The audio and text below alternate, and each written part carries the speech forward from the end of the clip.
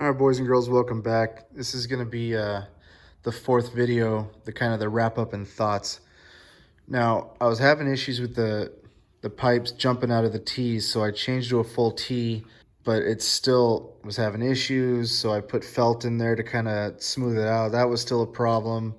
As you could see, my wife has gotten epoxy everywhere.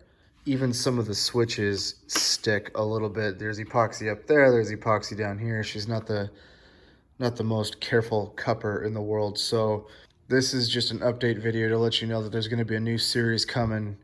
I'm going to be rebuilding this box. I'm going to save the base, but all of these braces are going to go. They're too difficult to level out, and I'm going to go to a design that's more people are using, where you just have the pipe go through and have the motors on the back.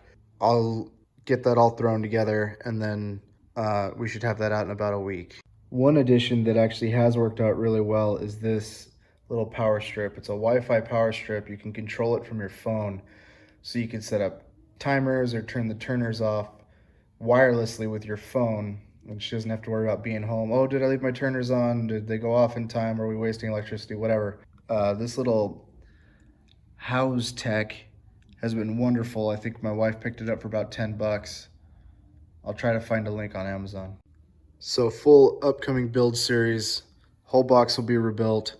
I'm also gonna build a little thing for this craft paper so she can just drag the craft paper out, cut it down, and not have to worry about the big mess that she's leaving behind. It's getting all over the table too. It's a real disaster, and I'm trying to find easy solutions for it.